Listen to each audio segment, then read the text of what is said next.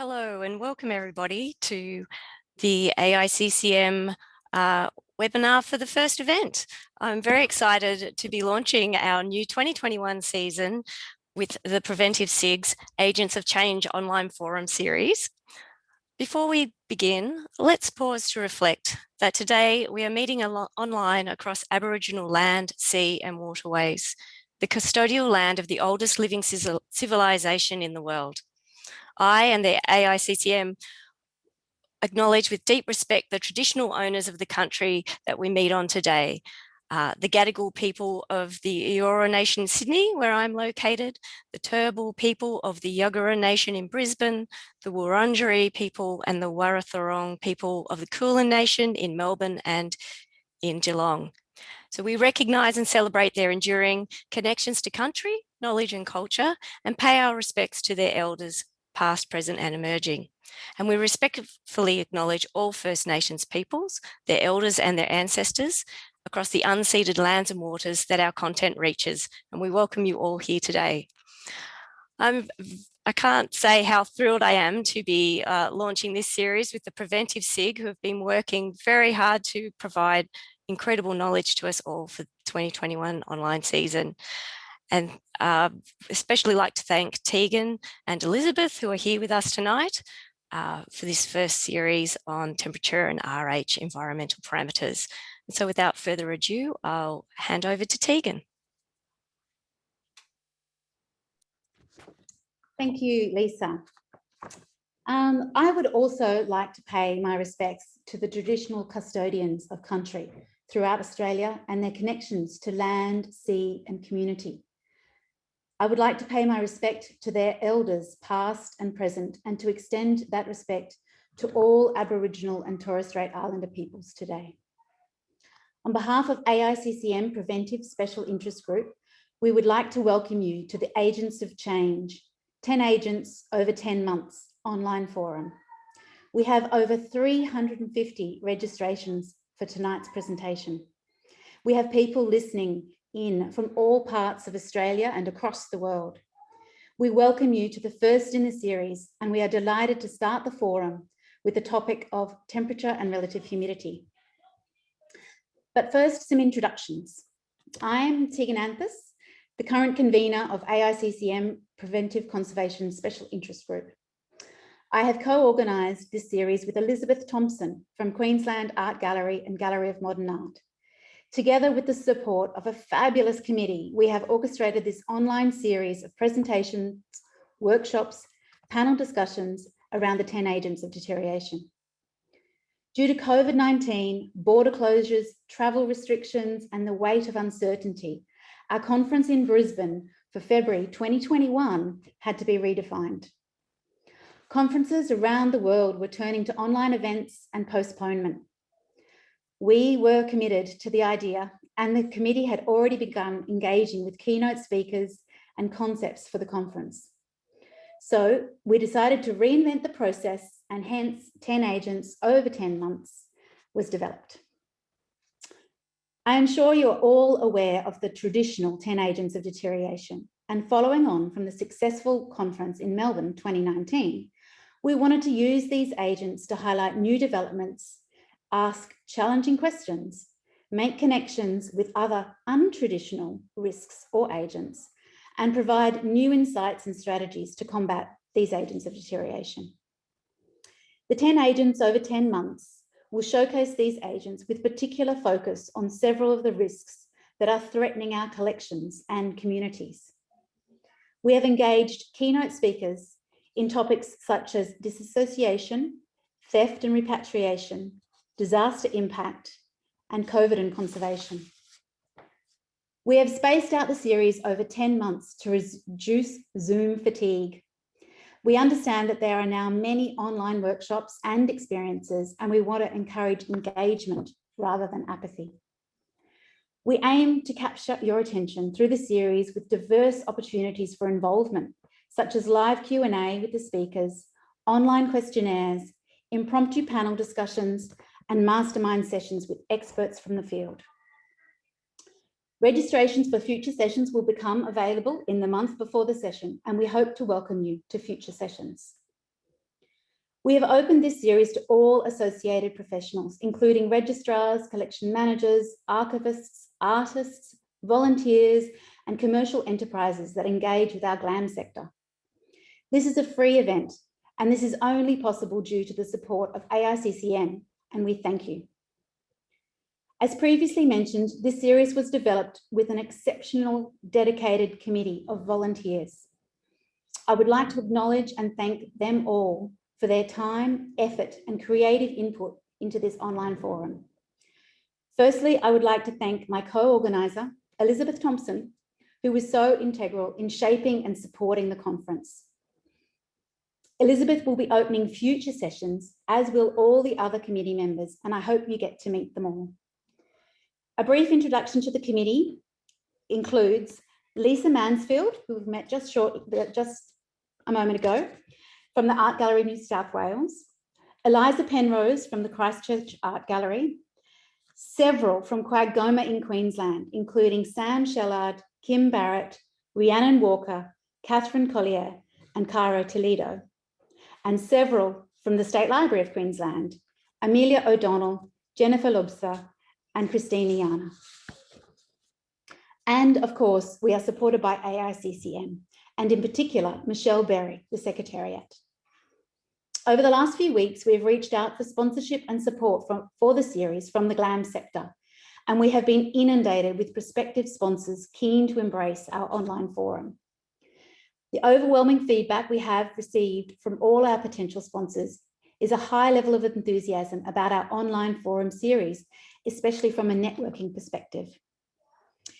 In addition, many of our potential sponsors are looking to promote further online learning opportunities, such as closely affiliated workshops and webinars that relate to each of our monthly topics. It is important to acknowledge that our committee continues to work collaboratively with our potential sponsors to create greater levels of engagement with our industry, from initiatives to innovative ways sponsors can offer more to members of AICCM. Finally, some general online housekeeping points to remember are: the chat on the side is for comments, the Q&A is for specific questions for the speaker. Use the upvote, which is a thumbs up symbol within the Q&A, to like a particular question and therefore raise its status in the question box. And also to remember that our social media handle is #AICCM Agents of Change. Once again, I welcome you to the 10 agents over 10 months. And many thanks to all of those who helped bring this conference together. I hope that over the next 10 months, we will build upon previous presentations, establish new perspectives, and engage, discuss, and debate how we manage our agents of deterioration. Tonight's agent, temperature and relative humidity, will be presented as 2 pre-recorded presentations, followed by a live Q&A session that will be moderated by Mary Jo Lelyveld from the National Gallery of Victoria and the Sustainable Collections Committee of AICCM. Thank you to Mary Jo for her involvement and connections to this relevant paper.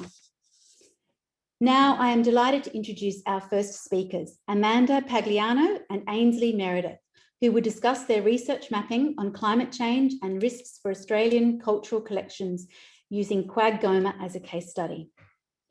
Amanda is Quaggoma Head of Conservation and Registration. Amanda is interested in energy efficient and environmentally responsible collection management. She is the author of AICCM Environmental Guidelines and co-author of a recent study investigating climate change and collection risks in Australia. Amanda is a graduate of the University of Canberra and a Churchill Fellow. Ainslee Meredith is a PhD candidate at the Grinwade Centre for Cultural Materials Conservation, University of Melbourne. Her research focuses on the public value of conservation in Australia within a social justice framework. Thank you and enjoy the presentations. Hello. In this presentation, I'll be introducing some research that Amanda and I have undertaken over the past couple of years into climate change and collections. I will be focusing specifically on a project to create maps that overlay climate change projections with collection location data in the Australian context. What can maps offer conservation? This quote from May Kassar explains the impetus for this project. She writes that maps provide the best way of presenting complex risk data to the widest possible audience. Overlay maps of vulnerable heritage and risk factors are a simple and effective means of grasping the overall scale of the problems presented by climate change, as well as being a straightforward way of assessing risks to individual properties. In recent years, there has been increasing interest led by the AICCM and the conservation profession in Australia in sustainable collections. One arm of this is the Environmental Guidelines project that Amanda will speak about in more detail. In looking to the future, it is necessary to project scenarios to model different types of risk. Our presentations focus on two sides of this problem: the risks posed by climate change to the management of cultural heritage, and how to balance the need to care for collections with the need to limit the effect of doing so on the environment. Maps offer a new way of analysing and visualising the intersection of climate change and collections. In particular, they can show how risks vary by geographical location. Considering that highly significant cultural collections and exhibition spaces are found in all regions, understanding the differential impacts of climate change will help in preparing for the future conservation of Australia's cultural heritage.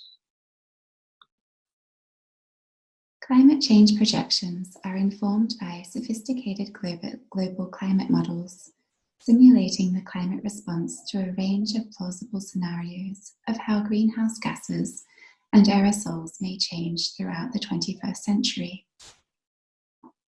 There are many resources and tools available for applying climate change projections to different contexts. The CSIRO's website, Climate Change in Australia, is a treasure trove of projections data and help for using the data in various applications. Our mapping project has used data from the Axis 1.0 model produced by CSIRO and the Bureau of Meteorology. Climate models such as this draw on knowledge of climatic mechanisms, as well as data of past observations, to simulate changes to the Earth's climate at different points in the future. There are some points to keep in mind about the limitations of this data. It shows projections, not predictions, and is designed to help inform future practice and hopefully to encourage change. There is still a great deal of uncertainty in understanding future climate. This is often framed in terms of three main areas of uncertainty: scenario uncertainty, or the amount of future emissions and concentrations of greenhouse gases and aerosols; response uncertainty of the climate system; and natural variability in the climate system. Scenario uncertainty means that emissions are highly dependent on human factors, such as population and economic growth, technological developments and transfer, and political and social changes. In developing the maps, we decided to focus on mapping two types of collections: one set of the national and state-owned collections, which are displayed together on national maps, and sets of regional collections. For the latter, we mapped regional art galleries associated with local councils, as this is a discrete set for which location data was readily obtainable online. While we have limited the data set in order to test the mapping methodology, the aim was to set up a process that could be used for mapping other types or sets of collections. In addition, our findings can be extrapolated to other collections located in similar areas to those we have mapped.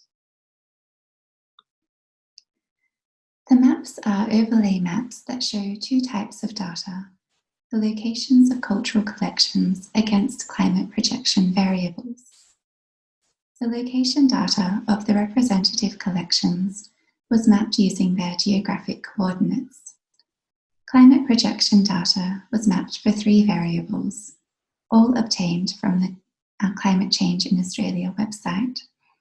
These variables were changes to mean temperature, changes to maximum daily temperature, and changes to relative humidity.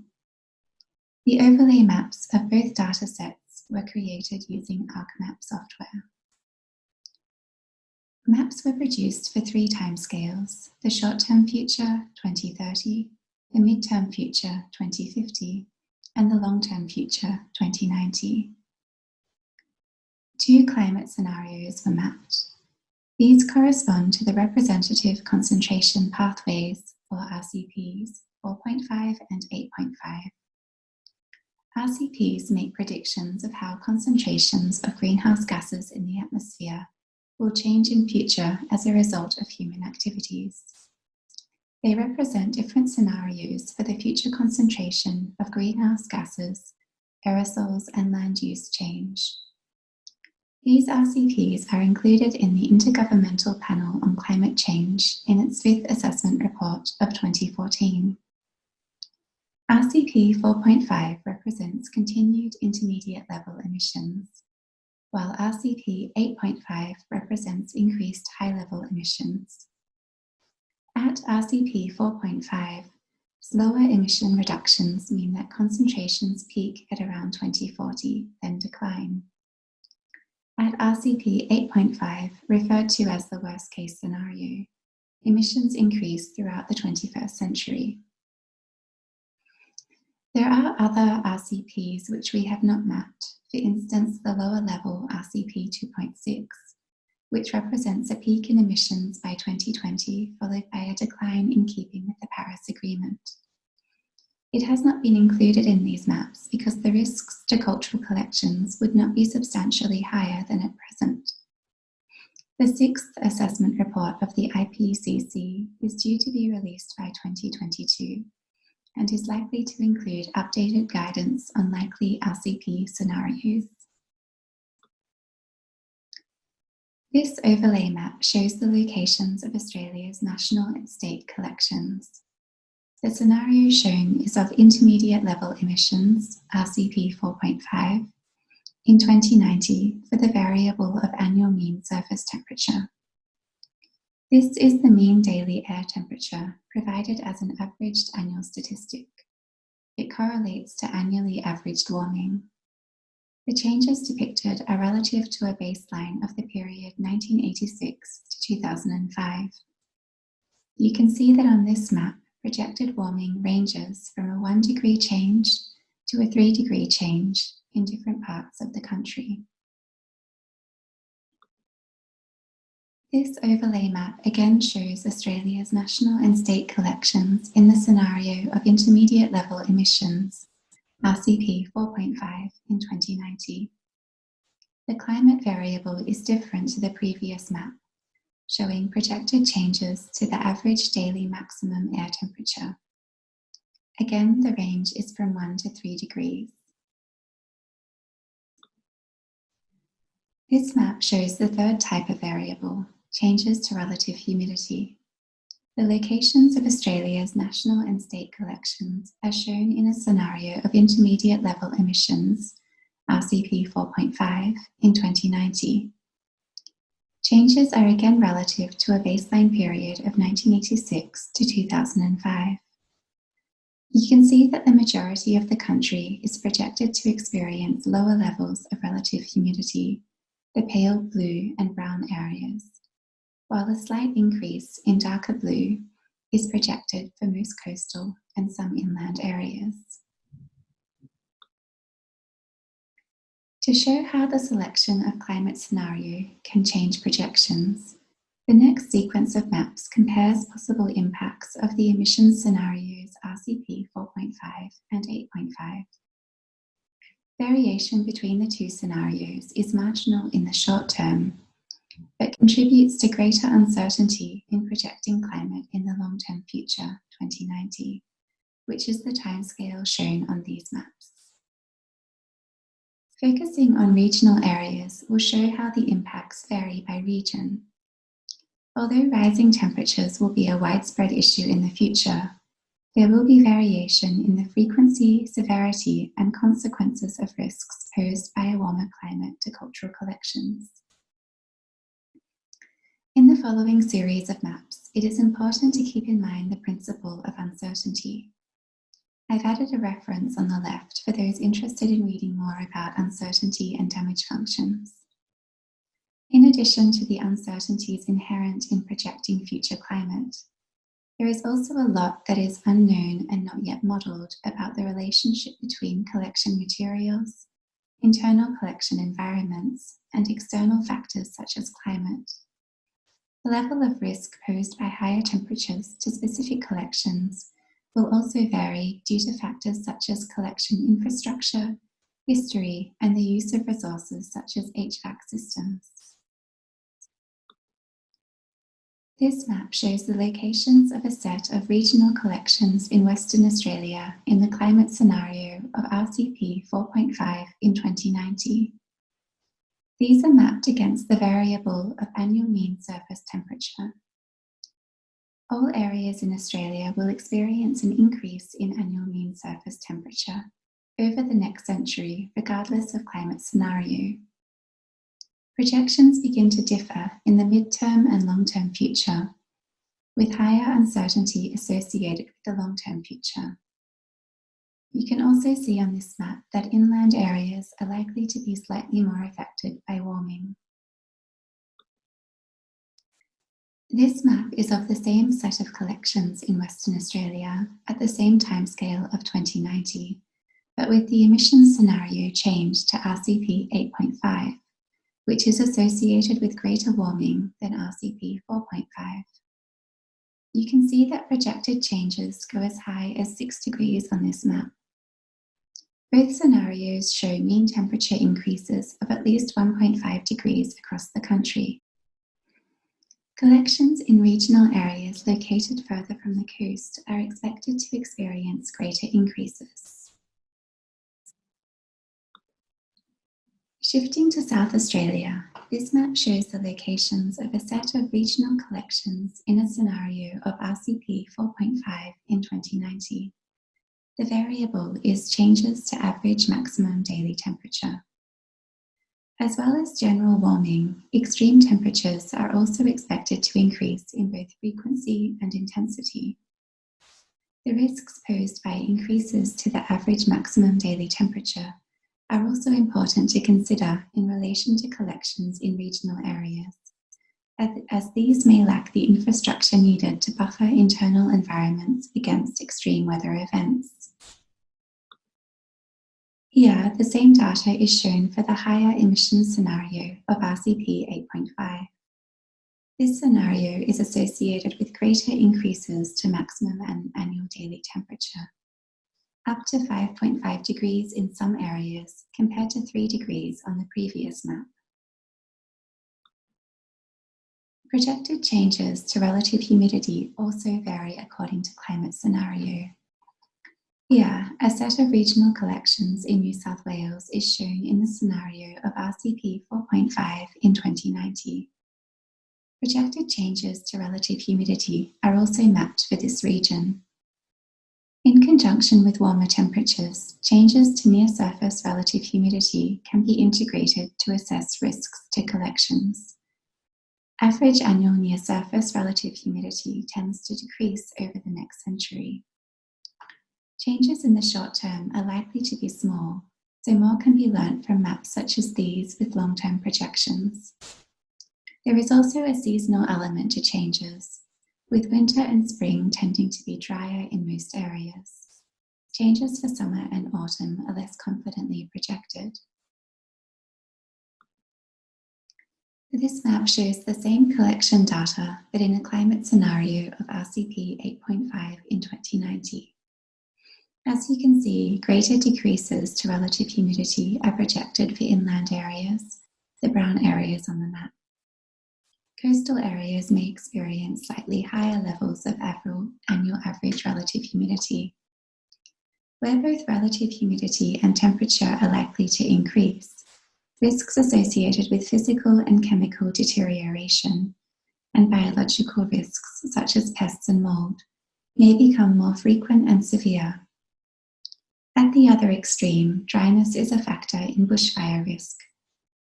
Looking at projected changes to rainfall is also necessary to capture the range of factors affecting collection environments. Seasonal decreases in rainfall are projected for southeastern and eastern coastal areas of Australia. However, the intensity of extreme rainfall events is projected to increase in most areas. The factors of temperature and relative humidity are implicated in various types of risks faced by collections, for instance, fire risk. Fire weather is complex to project, and so we have not mapped it against collection locations, but some general points may be made. I will be referring to the 4 supercluster regions on the screen, used by the CSIRO and the Bureau of Meteorology in discussing fire risk. The CSIRO has stated that climate change is linked to longer, more intense fire seasons and an increase in the average number of elevated fire weather days. In Australia, fire weather is calculated using the MacArthur Forest Fire Danger Index from 4 factors: daily temperature, wind speed, humidity, and drought. However, 4 switches are also known to be necessary for bushfires to occur: ignition, fuel load, fuel dryness, and suitable weather conditions, hot, dry, and windy. The FFDI also only accounts for climate, not human or other environmental factors that may contribute to ignition and fuel load. Projections show that the cumulative annual FFDI and the number of severe fire danger days increase for both RCP 4.5 and RCP 8.5 in the short-term and long-term futures compared to a 1995 baseline. The risk increases across all regions of Australia, but confidence in projections varies due to regional differences in the component variables. High confidence is associated with projections for southern and eastern Australia only, where increases to both the average forest fire danger index and the number of days with severe fire danger are both projected. Warmer and drier climates are expected to lead to worsening fire weather. Another area that is intersecting with the climate factors discussed is biological risk to collections materials. While there is little published yet in the Australian context, we have drawn on international studies and data from people's experiences here to explore the links between climate change and biological risk. Changes have already been noted in insect abundance, and there is agreement among scholars that increases in insect distribution and changes in behaviour, survival, reproduction, development, and the rate of damage to materials are linked to warmer temperatures. The relationship is complex, as decreases in some insect populations are also linked to climate change. In general, however, warmer temperatures are associated with accelerated insect life cycles, feeding, breeding, and mobility, and changed migration patterns. Humidity is also an important factor, with the parameters of preferred relative humidity varying by insect species. The impact of climate change on mould is uncertain. This is because the growth of mould is a complex process and not a simple correlation between temperature and relative humidity, with multiple factors influencing the ability of mould to germinate and grow.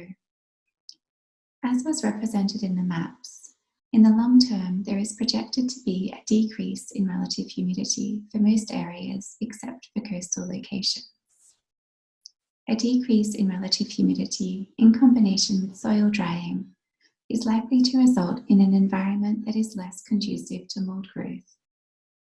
However, the projected widespread seasonal decrease in rainfall, combined with an increase in the intensity of extreme rainfall events, could be the trigger for sporadic mould outbreaks. Heavy rainfall can cause isolated flooding, and rainfall in combination with strong winds can lead to water infiltration into building fabric and leaks. In conclusion, I hope that this presentation has shown how mapping is a technique that intersects with and can enhance existing ways of studying risk in conservation.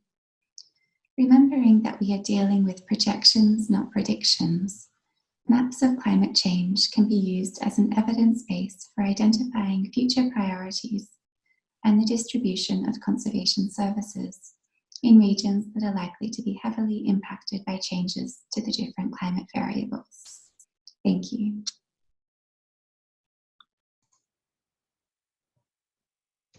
Before I get started, I would like to thank Ainslee for taking us through the predictive climate mapping and scenarios. And in the next part of our presentation, I'm going to focus on a collection climate case study. Firstly, I'll put this study into a broader context and touch on collection guidelines.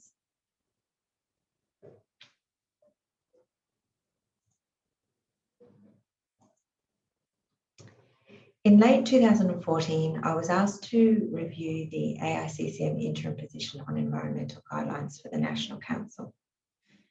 The interim guidelines had been published ahead of the AICCMs and IIC conferences and was referenced along with other interim positions in the joint statement on environmental guidelines that was drafted and discussed at these two international conferences. I agreed to review the interim position with two things in mind. One was that the guideline continued to preference temperate climate zone and that the acceptable relative humidity range was too restrictive for tropical and subtropical climates. And the second thing was that after 8 years of working in Goma, I still didn't have a complete handle on the building performance and the HVAC functionality. So in conjunction with the review that would reference the wider Australian context, I plan to test and apply the research using the Gallery of Modern Art as a case study. So I'll talk this evening about some of those research phases, decision-making and costs. Firstly, just an overview of the AICCM environmental guidelines. So prior to 2014, AICCM didn't have a published position on a collection guideline. In 2009, the National Council established a task force with the purpose of developing a position on safe environmental parameters for display and storage of collections. And this was in response to an ongoing international debate that had been sparked by the need for museums, which are high consumers of energy, to become more energy efficient and environmentally responsible. The National Council published the interim position in 2014, which you can see at the top here, and 4 years later ratified a broader guideline that provided parameters for two different climate zones on the bottom there. In the presentation slides, I'm only showing the raw numbers, so I recommend that people go to the AICCM website to read the guidelines in full, including the detailed provisions. In 2006, when Goma opened for occupation, the HVAC system was calibrated with 4 temperature and relative humidity presets. The preset called AAA reflected the widely used narrow collection climate standard for display and loan. And essentially the HVAC function was pretty much set and forget. In 2014, we did use the relaxed humidity preset with an additional set temperature control of 18 degrees to reduce the temperature in collection storage as part of an integrated pest management strategy. And since 2018, we have used the relaxed temperature and humidity preset to control conditions in the individual gallery spaces when they're under construction. The normal conditions are used only in dining areas and cafes. In 2020, with the assistance of ARCS Queensland, who are the building owner, and Honeywell, the HVAC agent, we have implemented 2 new HVAC system presets, collection and Bezo Green protocol for loans. Over a period of 3 years, we tested the collection parameters, which are based on the AICCM subtropical tropical parameters. And we used these expanded temperature and RH settings taking into consideration collection care, building performance and energy efficiency before adopting this particular setting as our preferred functional preset. I won't spend too much time talking about BISO Green Protocol for loans, beyond mentioning that it's an international guideline that was developed and adopted by the BISO Group and more recently by the Council of Australian Art Museum Directors for lending between members. You can read more about that guideline in the Mapping Climate Change and Collection Risks paper, and I'm happy to take any questions about that in the Q&A session. Over the next few slides, I'm going to be talking about information gathering, and this was undertaken to gain a better understanding of collection care in conjunction with building performance and HVAC functionality. So one of the key documents was the HVAC service plan, which is a floor plan that shows the air handling units at service locations throughout the building. You can generally find this type of document through a facilities manager. And this example is pretty typical of a colour-coded plan. And this one is for level 3 in Goma. And you can see 4 exhibition spaces now, and they're serviced by 6 different air handling units. And the diagram on the left represents an air handling unit. So this unit draws in incoming fresh air, and then it pushes it through a series of filters and coils, which clean the air and warm and chill it depending on the temperature setting. And then it sends this air through a fan into the supply duct, where additionally it might be humidified at a service point along that supply air duct. The air handling units at Goma are about the size of a chest freezer, and there are 54 units in total servicing the building. The benefit of having a high number of smaller units is that it's possible to have at any one time any of 6 different temperature and RH modes controlling the internal climate across the building. And this would be specific to the needs of individual spaces. So this is a very responsive and versatile system. But every building is different, so I will give you a quick example of that. At Quag Goma, we have 2 sites. The Goma building, which could be loosely described as a lightweight glass pavilion, now 15 years old, and across the forecourt, the Queensland Art Gallery, which is a concrete bunker that was constructed over 35 years ago. At QAG, there is almost the same exhibition and collection storage floor space as there is at Goma, but this building is serviced by only 8 air handling units, and these are each the size of a small room. And the fans alone are so large that you can crawl inside them. One air handling unit will service several galleries and adjacent spaces, and consequently can't provide the flexibility that can be achieved at Goma. However, QAG, being a concrete bunker, achieves an incredibly stable environment due to the buffering effects of the thick concrete walls and floors. So while it's less versatile, there are other energy efficiency strategies that we're investigating, such as nighttime standby mode. So back to the case study. Along with the service plan, I also looked at the type of air conditioning system that we had in place in this building. And keep in mind, if you're working with a building that's been extended over a period of time, there may be more than one HVAC system in place. So the HVAC systems will either be mixing or displaced ventilation. So at Goma, we have displaced ventilation. And this is where conditioned air is supplied at a necessary velocity from diffusers that are distributed across the floor. The air flows upwards and then it's extracted at the ceiling as return air. Sensors linked to the HVAC system will monitor temperature and relative humidity. There'll also be carbon dioxide sensors in the gallery spaces as well. They trigger the fresh air intake. So in Goma, we have 2 or 4 sensors per air handling unit. These sensors sample the air and average the readings and send this information to the system software that controls the heating, cooling, and humidity corrections.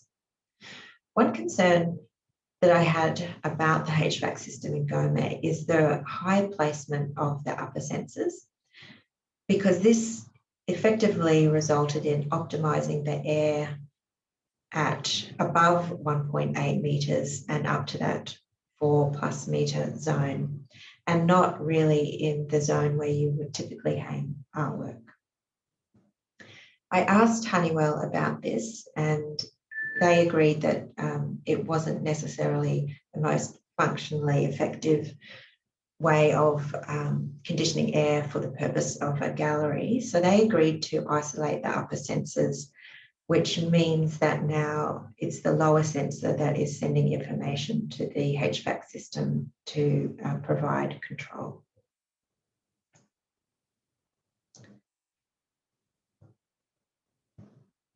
I also arranged to have a look at plant rooms, which hold the main infrastructure for the HVAC systems. This usually includes air handling units, humidification units, service points, cooling tower, pipework and pump systems. They're very interesting back of house spaces. These images are from the Queensland Cultural Centre River Pump Room. And on the left, you can see in the image, this is of the well, and the well is controlled by a gate system that allows water to flow in and out of the pump room. So to put this room, which is quite unusual, into a bit of context, Goma is located in an arts precinct along with a museum, library and performing arts. And these buildings are serviced by centralised plant rooms. Since 2006, all of the buildings in this precinct have drawn water for their HVAC cooling towers from the Brisbane River via this pump room. And the pump room exists because during the period of 2001 to 2007, Southeast Queensland was in severe drought. So building projects at this time had to incorporate water saving strategies. So for the precinct, drawing free water from the Brisbane River for cooling towers was one of those strategies. However, the Brisbane River is a warm and silty river. So while it was a valuable source of water, this water required cleaning and cooling to make it useful for the HVAC system. And this is quite a costly exercise. So the pump room is now due to be decommissioned later this year. The next crucial piece of information was to gain an understanding of historically temperature and RH through the BMS system.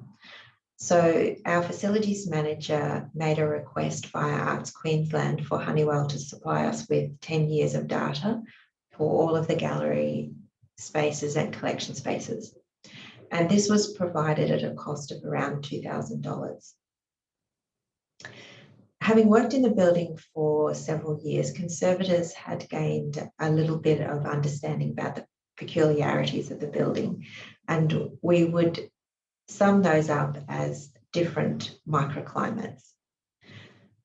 So in order to gain an understanding of the cause of the microclimates, the historical BMS temperature and relative humidity data was charted, and those charts were shared with Arts Queensland and Honeywell.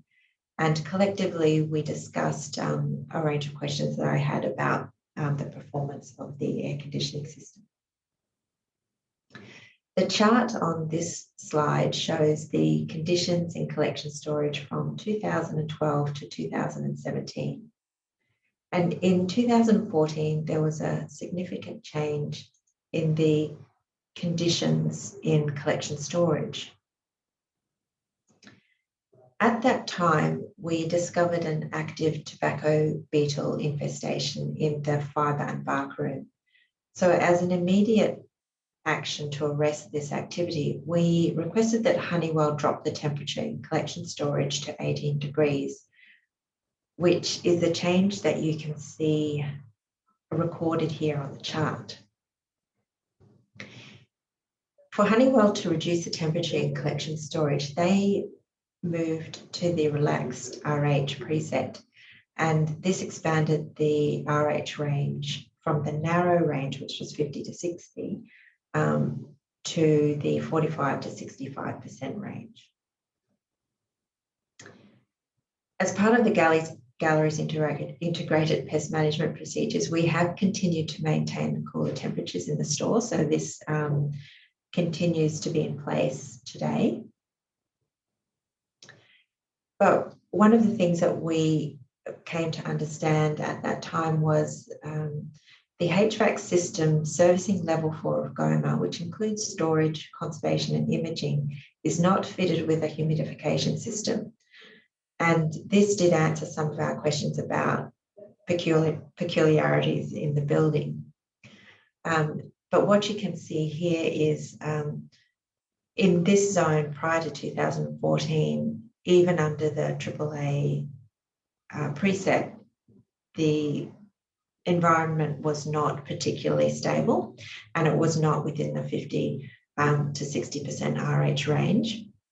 However, when we opened up the more relaxed RH range, we gained better control between the 45 to 65% range. And because of the lack of humidification in this part of the air conditioning system, you can see that particular seasonal change from summer period into winter.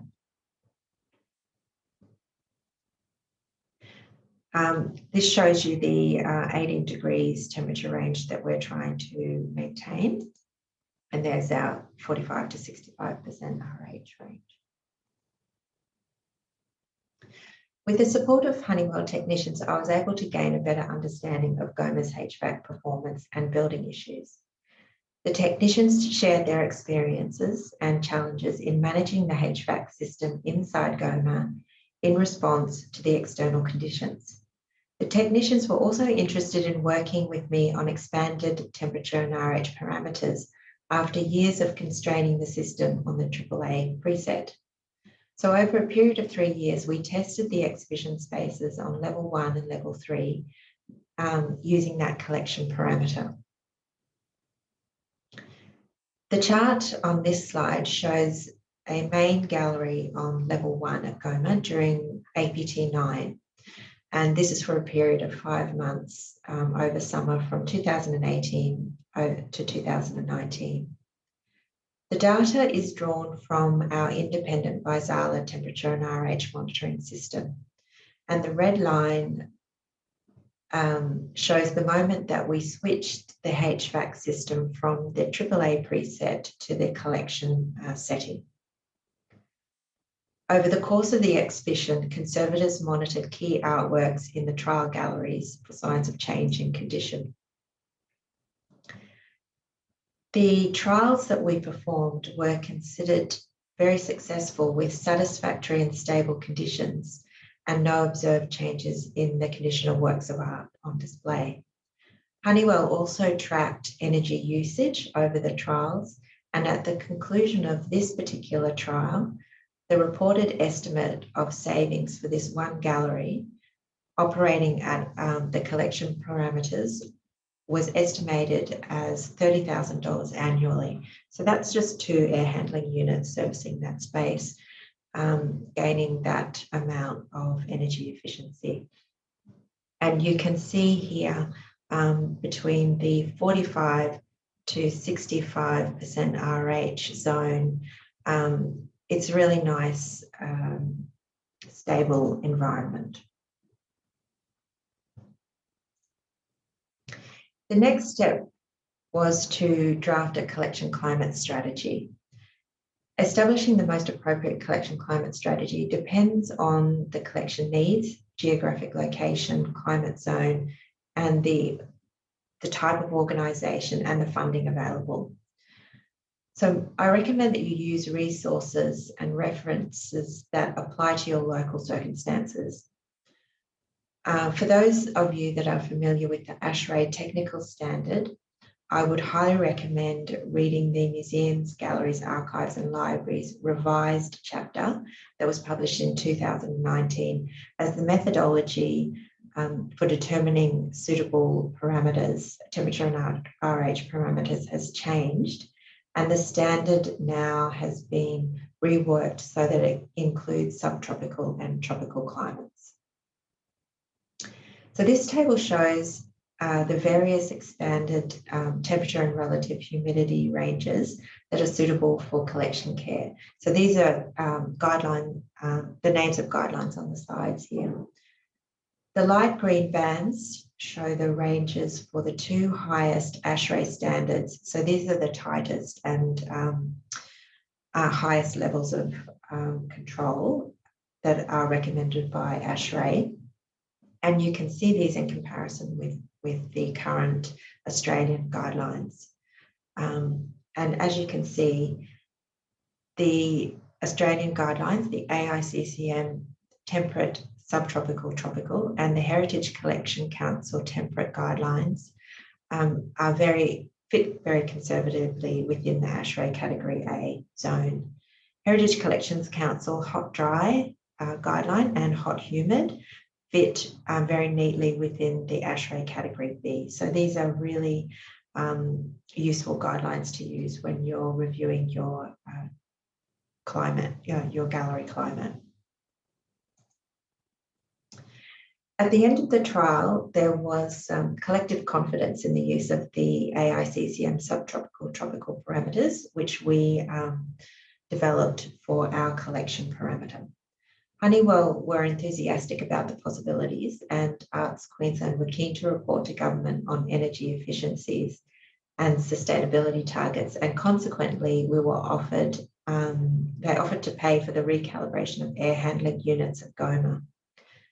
So Honeywell had provided a quote to us of $1,000 per air handling unit to recalibrate for the two new set points of presets of collection and the BISO Green Protocol for loans. In order to undertake the full range of calibration across 25 air handling units that serviced collection areas and galleries was going to be around about $25,000. So this document on this slide is a very simple climate control strategy that was presented to Arts Queensland. I specifically incorporated a section on risk tolerance here,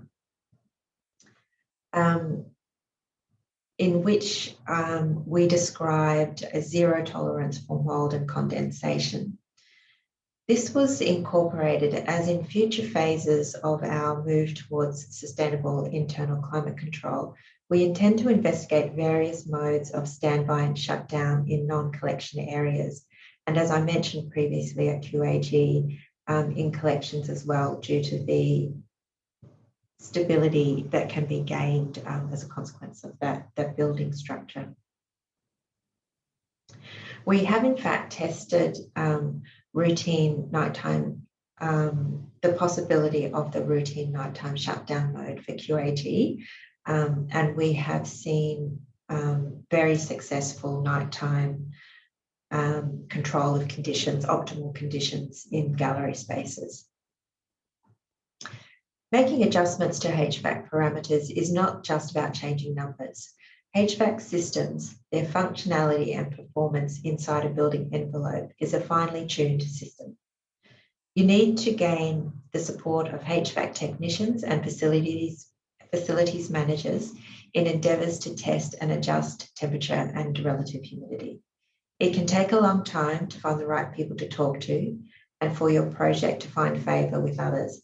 However, local and state governments are enforcing energy efficiencies and sustainability targets. So this is a really good time to get projects up and running and to potentially find sources of funding. So that brings my presentation to a close, and I'd just like to acknowledge people who have contributed to the case study and images that I've presented here. So thank you. Thank you, I guess, for those amazing presentations. Such a wealth of content there, and I think that's so exciting to have shared that with us, both Amanda and Ainslee. There's an incredible volume of work that's gone into that, we can see, and just the depth of the study, and I guess the systematic approach that you guys have looked at this and started thinking about what it means to make that transition and adaptation to climate change at a very Ainslee's presentation, I guess, at that very kind of macro level of what it means across the continent that we're on, that some of us are on, but then also at that local systems level, Amanda, within a building. I've got a bunch of questions, but I'll open it also up to the audience. For those at home to please add any questions that you do have to the Q&A. If you go to the bottom of, it's on the bottom of my screen, I think the most people's screen, there's a little Q&A icon there. If you just touch on that, you can start uploading your questions there. So please do upload them on that. I'm really interested in, I guess, Ainslee, with your maps, and you made the point about projections and not versus predictions. A lot of the scenarios you gave do give us, 70 years there. And I think a lot of those, for people looking at those maps, some of them are quite confronting about the change that people will have to deal with. I guess, yeah, can you reflect a little bit on that idea of projections versus predictions and what can happen within that time frame across that 70 years, I guess? Thanks for that, Mary Jo, and thanks to everyone listening tonight. So yes, it's such a complex area of research, and I think I tried to refer a bit to that in terms of the different levels of confidence in the projections throughout the presentation. And I suppose the reason for the terminology of projection rather than prediction is that prediction sounds a lot more certain, and it sounds like we know from this point exactly what will happen. Whereas I think what the science is doing is showing different scenarios, and we might end up on one or another of them, depending on things that are still in progress and changing now. So I suppose that's the reason for using projections.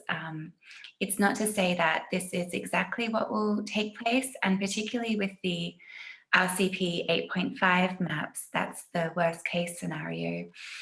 I'll be interested to see when the IPCC releases their next report, whether or not they're including that scenario, because when I've been doing some more background reading, it seems that some people are saying it's very, very unlikely that we'll be on that particular path, even though things haven't changed all for the better yet, and particularly not here in Australia.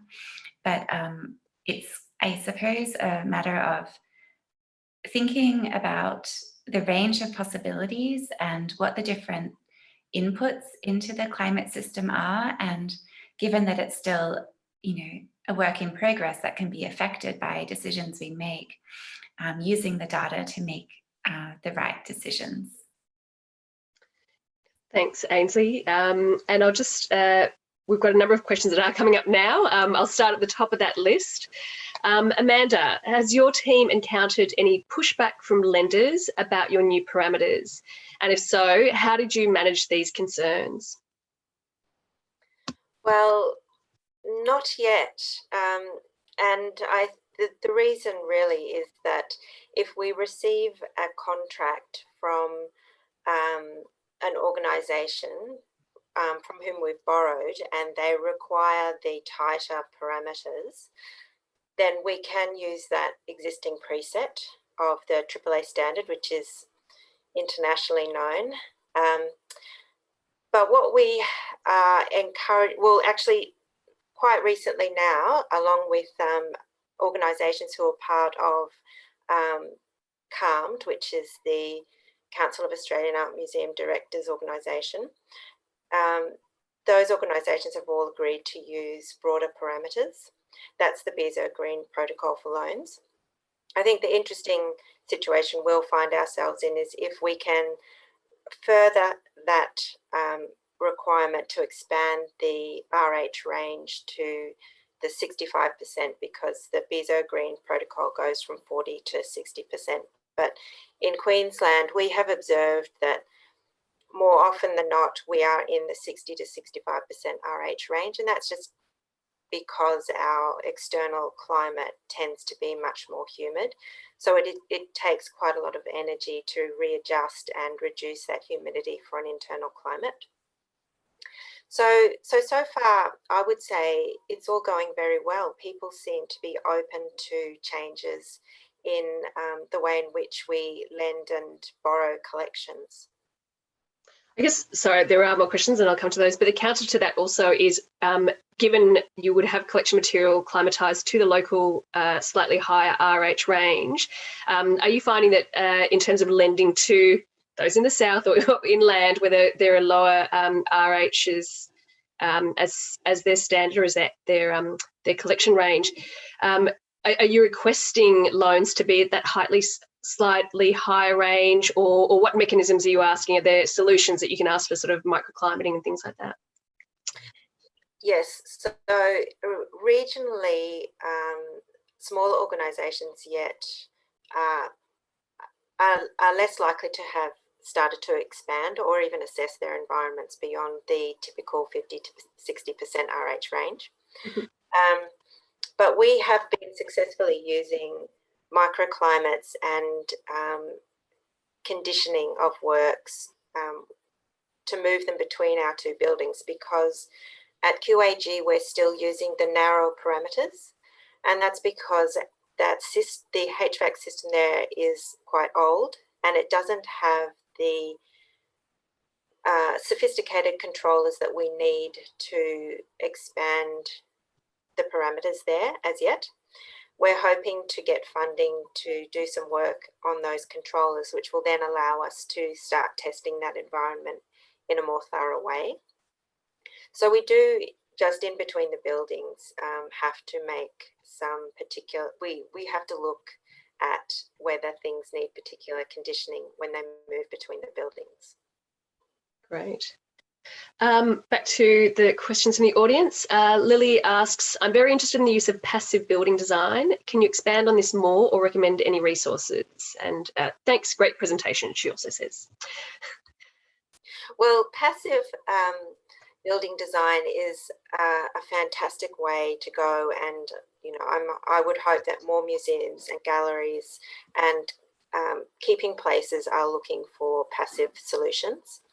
The Heritage Collections Council guideline, which was published in 2002, was really designed for smaller organisations that are passively controlled. So I'd highly recommend that as a guideline to look at. There is additional information in that manual about the way in which passive buildings operate within an environment. So it's a really useful and very easy to understand guideline and manual. I think that's probably my take on passive.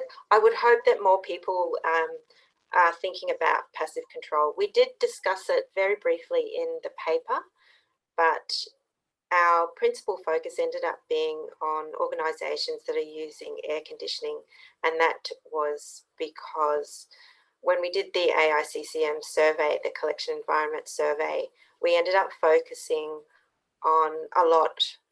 We found that organisations that fit in with the mapping that we did tended to be partially HVAC controlled, if not fully HVAC controlled. So we did tend to focus a bit on that in paper. Excellent. Ainslee, did you want to jump in there with any comments about looking at in terms of the mapping, given that you did look at so many regional areas as part of that and regional collections? Yeah, so I guess it's interesting what a passive way of controlling the environment could potentially do compared to using HVAC or other systems.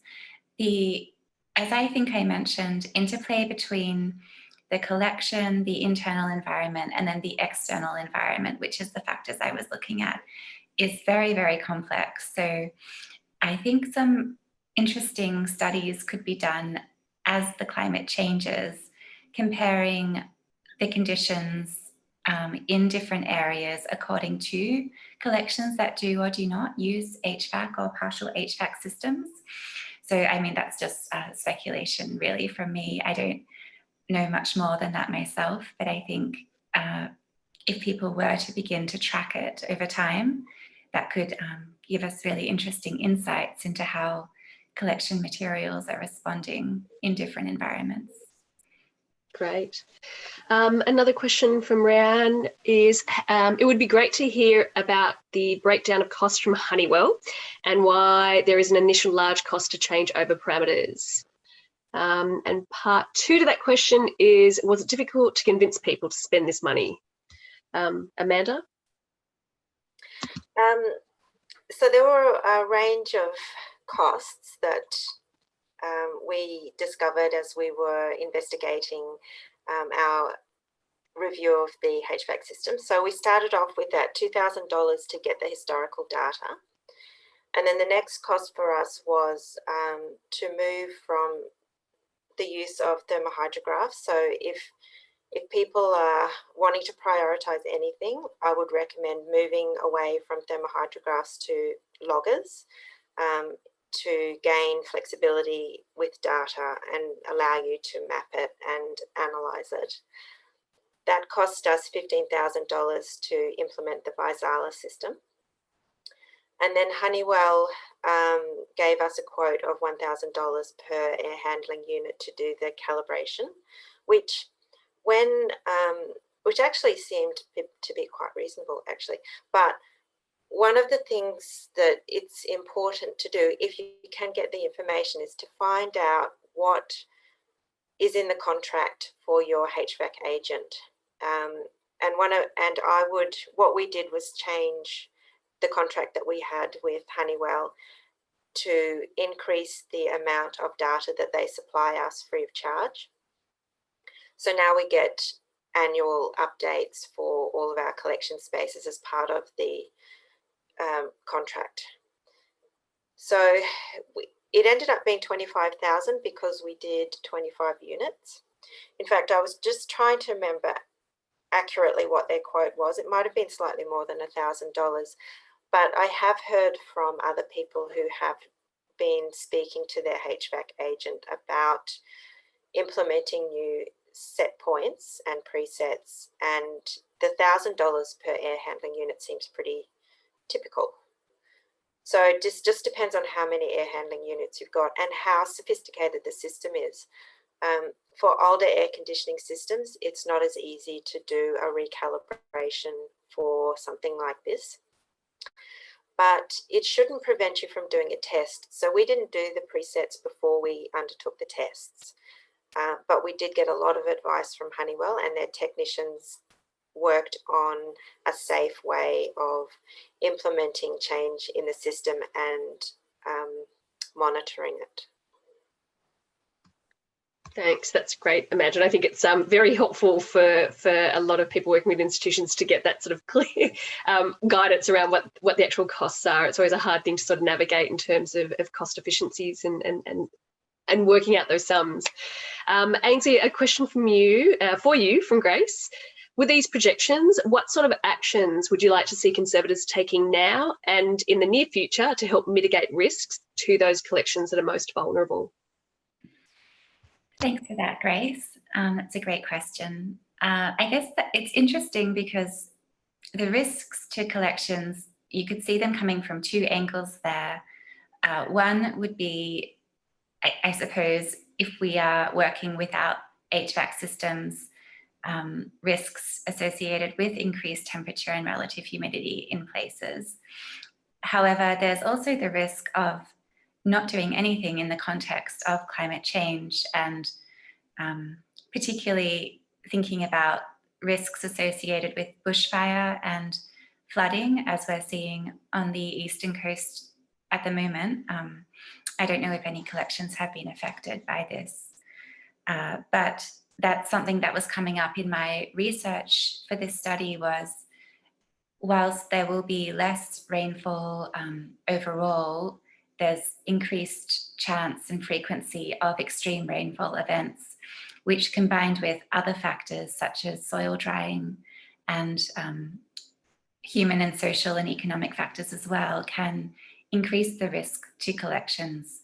So, sorry, going around the long way to answer your question, I think that in terms of what conservators can do, the case study that Amanda has presented is a brilliant start of the work. And I would also think about looking into sustainable collections here and overseas. There are several networks and different organizations now where people are working together on these problems. So I think that would be my suggestion. Fantastic, thank you. It seems the discussion about the nitty-gritty of cost savings is clearly people's front of mind. A question sort of going back into that cost savings from Detlev is, can you give a little bit more detail, Amanda, about how those cost savings were calculated? From his experience, one energy saving in one part of the AC system doesn't necessarily show up in those monthly or quarterly gas electricity bills. So I guess, yeah, a bit of insight on that. It was difficult initially to get advice from Honeywell about how we could calculate savings, but it was because there was this potential to get money from government, because government was looking to fund sustainability initiatives and energy efficiency endeavours. Honeywell did their own work to apply some kind of metering to individual air handling units. So they in discussing with me which areas we thought that we should do our tests in, they fitted these energy, they fitted devices to specific air handling units to measure energy changes, and then they did assessments back over equivalent periods of time, so seasonal periods, to understand what was gained by expanding the parameters. And generally it is, the efficiency is made in the temperature. So if you increase your temperature or allow the band in which the temperature can change, that's where you gain the efficiency. So because if you remember in the air handling unit, it's all about heating and chilling the air. Humidity comes further down the line and is really applied as an additional factor, but the main costs are in heating and chilling and in the fan. So there are other ways of gaining some efficiency as well by, I can't remember what they're called, but they're particular units that moderate the fan function. And the fan only kicks on as part of fresh air intake, which is triggered by the carbon dioxide monitors. So in fact, the more carbon dioxide monitors you have in your gallery spaces, the less fresh air intake you'll need to provide, because it will only come in when the carbon dioxide monitor indicates that it's required. At the moment, if you don't have many carbon dioxide monitors, then the HVAC system must provide fresh air intake on a regular basis, and that's not measured. It doesn't take into account who's in the gallery at the time. So when the gallery is closed overnight, it's still bringing in fresh fresh air and conditioning that air and sending it out. So you can do things like, you know, adding more of those particular monitors into the system to reduce those kind of things. But as you say, it is such a balance. So when you do gain efficiencies in your fan units, the price of electricity might have gone up. So your the benefit of having a fan that's on a lower speed or functioning or not functioning overnight, unless it absolutely has to, could be completely blown away by an increase in the cost of electricity. Or you have an amazing exhibition and you have thousands of people coming through and expelling a lot of carbon dioxide, requiring lots of fresh air intake. So it is, it's a complex system to calibrate and to understand where you can gain efficiencies. But I can guarantee if you adjust your temperature range to allow greater fluctuation, you will gain some efficiency. Thanks for that response, Madge. I think it reminds me of you know, during lockdown here in Victoria. I remember it was our building engineers' dream to just have a closed loop system of a building without the complexity of artwork moving and people moving and coming in and out. But anyway, on that note, actually, in terms of air movement, Sarah Jane's asking, did you look at how much air movement is needed, especially with the slightly higher R level? And I think a lot of people do, you know, we know we're starting to get to that closer band of mould outbreak. And how are you managing, I guess, that as part of that transition strategy? Well, GOMA is an interesting building because it is this displacement ventilation system, which requires a reasonable velocity of air to be pushed from the floor to mix it higher up in the gallery space. So in GOMA, we have fantastic air flow. So that hasn't ever really been a concern for us. It's actually the way in which exhibitions are built, which creates some challenges for us, because when you put walls in across the gallery spaces, or you want to put different floor levels in, all kinds of things, you're closing off the vents, and by closing off the vents, it does create challenges for airflow. So every time you open a new exhibition, the airflow is different, and you need to assess. You really need to do a bit of an assessment for each exhibition, and it's about monitoring your collections. It is a constant challenge, and and when you start to fill up your storage areas to a point of congestion, you do impede airflow. So you're really relying on really good ongoing collection management to ensure that you don't have mold outbreaks. I don't know, does that answer the question, Sarah Jane? You can always contact, I guess, Amanda for more detail. And I realise we're actually getting close to time now. We've probably got time for just one more question. I'll ask this of both, I guess, Ainslee and Amanda. You know, I'm listening to you, and you've obviously consulted with a lot of people, and probably people that you hadn't even considered when you started looking at that problem. I guess just a sort of reflection about, and maybe it sort of touches a little bit on Anna's comment about who do you contact and include regarding these questions and discussions. But maybe Amanda, if you can give an idea of sort of who are the people you were consulting with as part of your project, and then Ainslee, hearing from you, I guess, given your research, you know, what avenues did you want to go down, or could see interest in connecting with other industry professionals? Obviously, your research had to call a boundary at some point, but yeah, where would you like to see further research? I'll just start with Amanda first. To do a work that we did in GOMA, it's absolutely essential to get as many people on board with your project as possible. So the really key people are your facilities manager, because you're never going to understand the building unless you're talking to them, and you're not going to get the information you need, like the floor plans, the HVAC plans, that kind of thing. And you might not even get to talk to the HVAC agents without the facilities manager. So they're really, really crucial people. The other people you'll need to talk to are the HVAC agents, and sometimes access to them is controlled by the building owner or whoever has the contract with them, and it may not be your gallery, which is the situation that we were in. So we had to include the building owner every time we wanted to talk to Honeywell. And then it's finding the right person in your HVAC agency to talk to. I've spent years trying to talk to someone who was not interested at all in my project and told me it wouldn't work and put up every obstacle in my path. And then he retired, yay! And I got to talk to someone who was really enthusiastic about it. So everything changed.